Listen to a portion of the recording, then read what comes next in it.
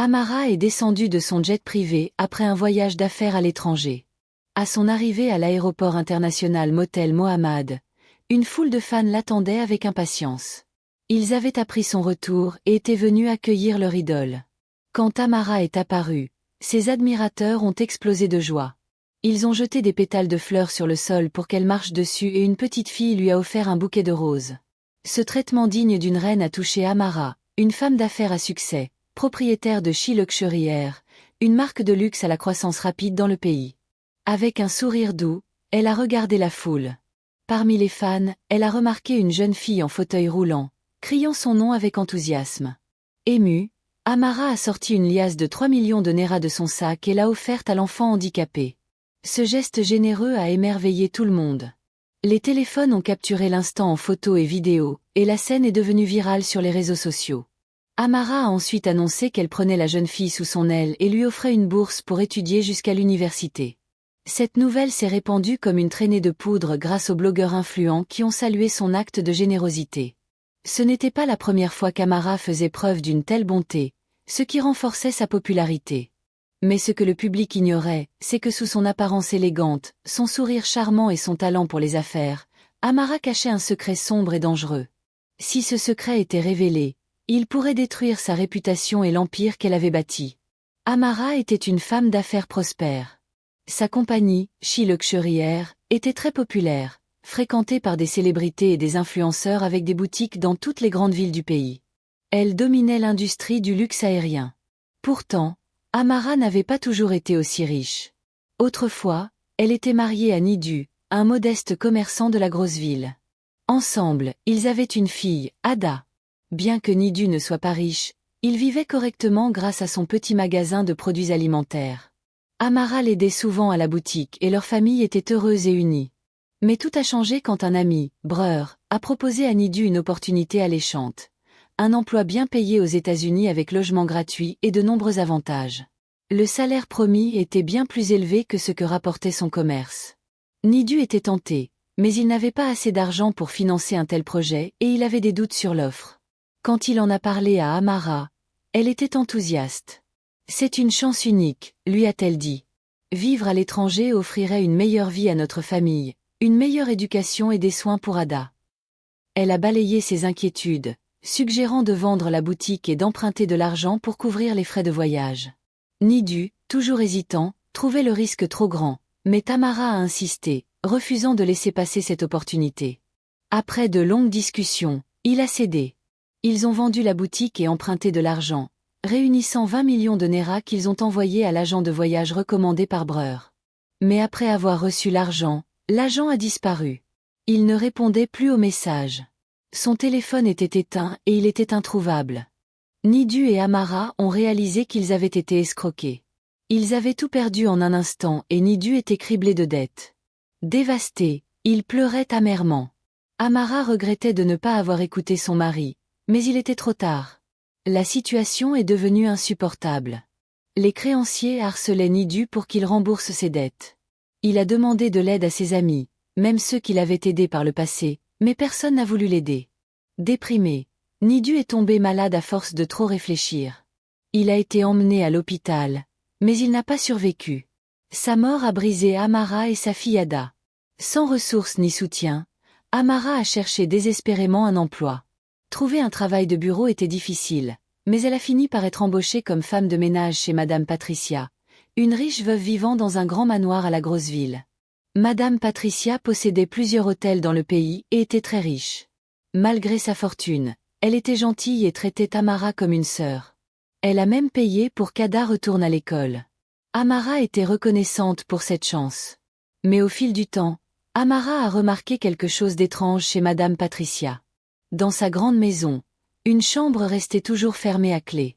Personne n'avait le droit d'y entrer, quelles que soient les circonstances. Ce mystère intriguait Amara, mais elle n'osait pas poser de questions.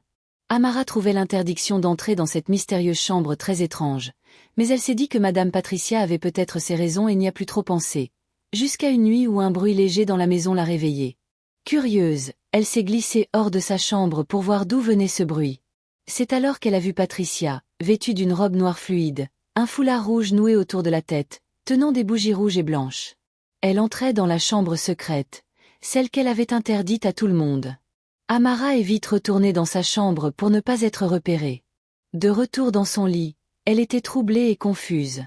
Elle ne comprenait pas pourquoi Madame Patricia entrait dans cette pièce à une heure si tardive, ni pourquoi elle était habillée ainsi. Incapable de trouver une explication, Amara sentait que quelque chose clochait. Elle était convaincue que Madame Patricia cachait un grand secret. Amara a décidé de garder pour elle ce qu'elle avait vu cette nuit-là, persuadée que la vérité finirait par éclater. Avec le temps, elle a découvert autre chose de troublant sur sa patronne. Les hommes qui partageaient la vie de Madame Patricia mouraient dans des circonstances mystérieuses. Étant une femme riche et influente, elle attirait beaucoup d'hommes qui voulaient gagner son cœur et l'épouser. Et chaque fois qu'elle se mariait, elle offrait à son nouvel époux une voiture de luxe et une maison.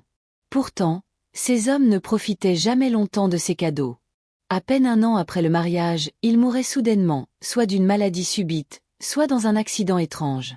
Le dernier mari, par exemple, était à une station-service lorsqu'il est sorti acheter quelque chose dans une boutique à côté. Un camion transportant du ciment a perdu le contrôle et l'a écrasé, lui seul, sans toucher personne d'autre ni aucun autre bien.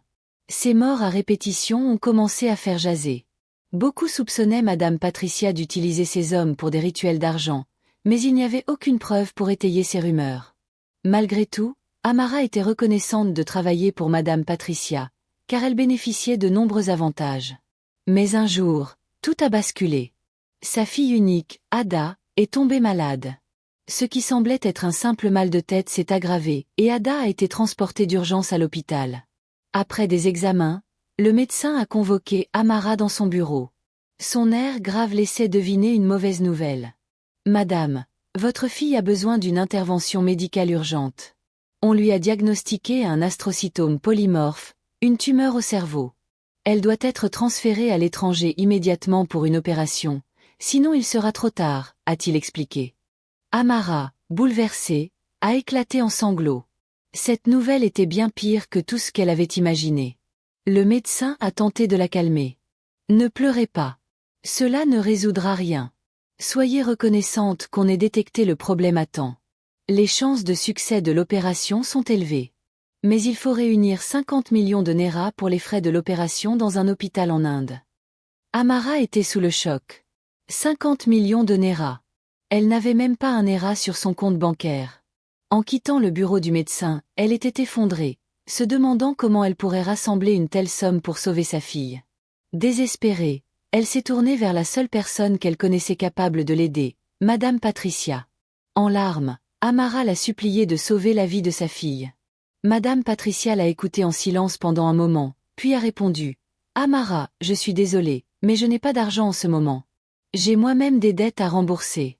J'aimerais t'aider, mais mes mains sont liées. » Amara a pleuré encore plus fort, se jetant à terre pour implorer sa patronne. Elle savait que Madame Patricia était très riche et pouvait aider si elle le voulait vraiment.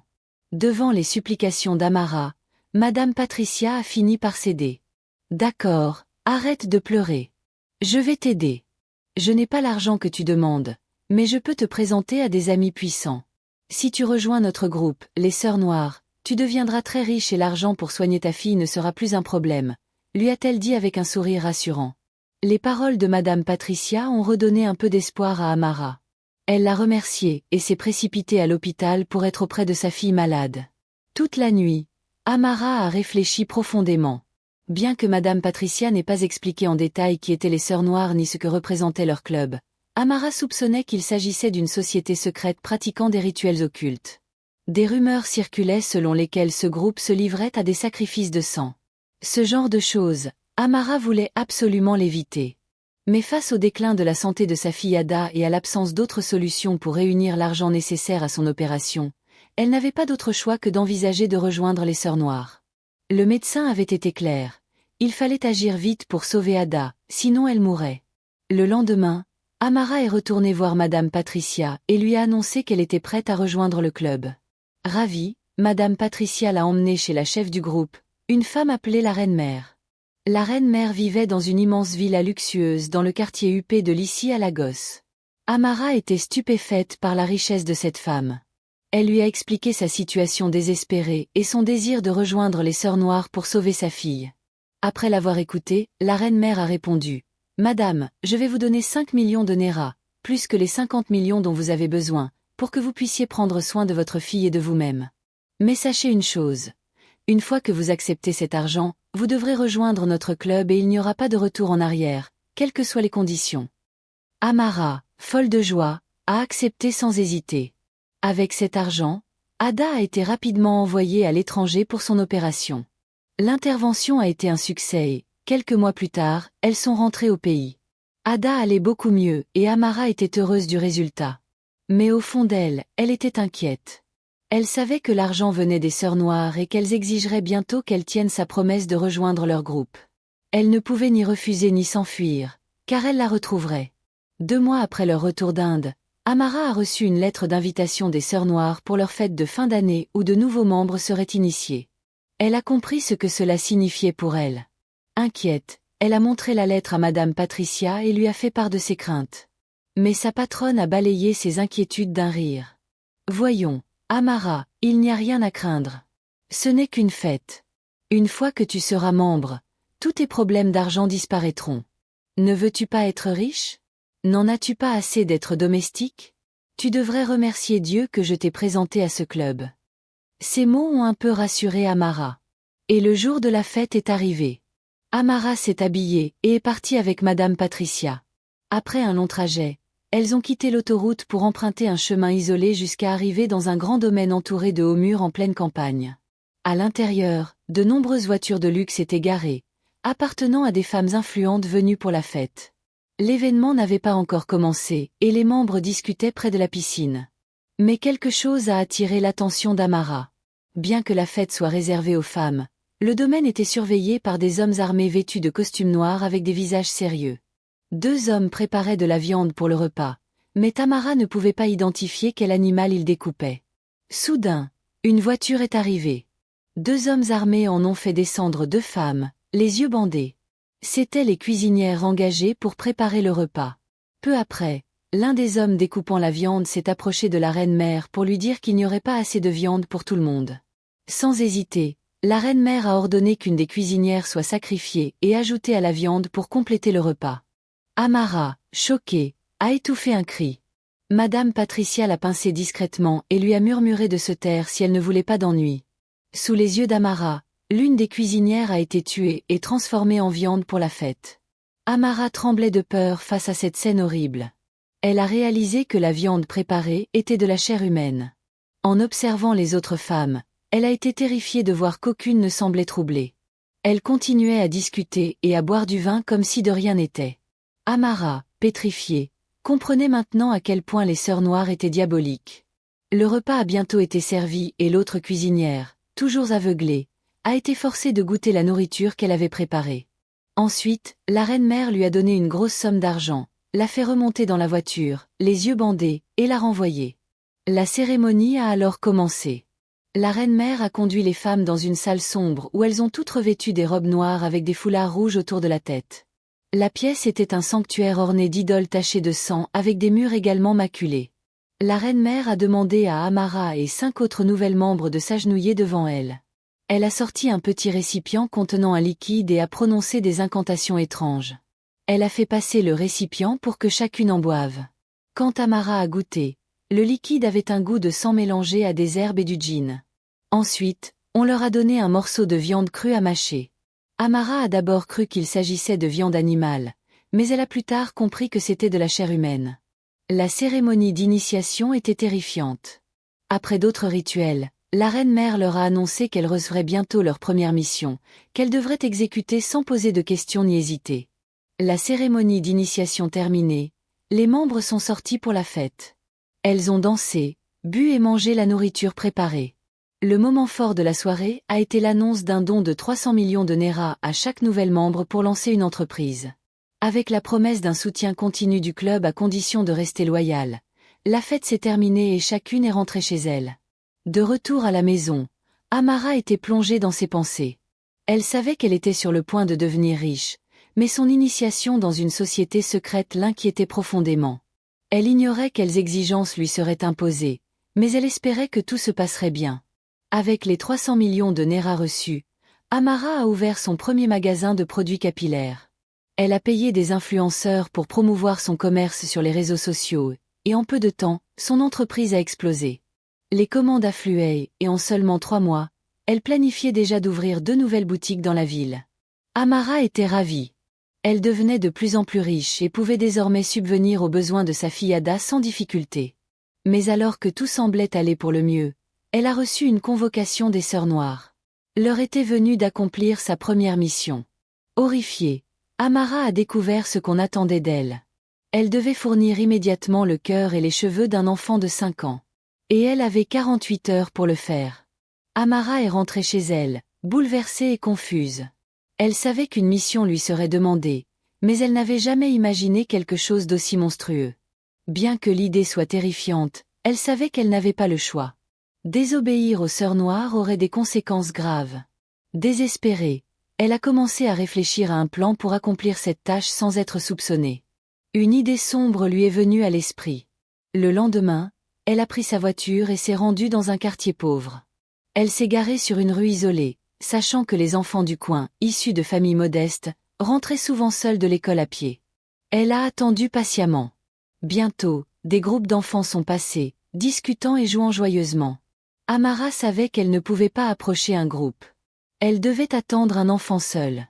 Peu après, elle a repéré sa cible. Un petit garçon marchait seul, jouant sous le soleil. Amara est sortie de sa voiture et l'a appelé avec un sourire amical. « Mon petit, comment vas-tu? Je suis une amie de ta maman. Viens, je vais te donner quelque chose pour elle. » L'enfant, innocent et confiant, s'est approché et l'a salué poliment. Amara l'a conduit jusqu'au coffre de sa voiture, prétendant y prendre quelque chose. Elle a jeté un coup d'œil autour d'elle pour s'assurer que personne ne regardait. Puis, rapidement, elle a maîtrisé le garçon, lui a attaché les mains et la bouche, l'a mis dans le coffre et a refermé. Elle est montée dans sa voiture et a démarré en trombe, satisfaite de la facilité de l'opération. Mais à peine 10 minutes plus tard, son sourire s'est effacé. Elle a aperçu des policiers effectuant un contrôle de routine, arrêtant toutes les voitures. La panique l'a envahie. Il n'y avait pas de police sur cette route le matin. Elle a envisagé de faire demi-tour, mais elle était trop près et un tel mouvement attirait l'attention des agents qui pourraient la poursuivre. Avec le cœur battant, elle a continué à avancer vers le barrage, espérant passer inaperçue.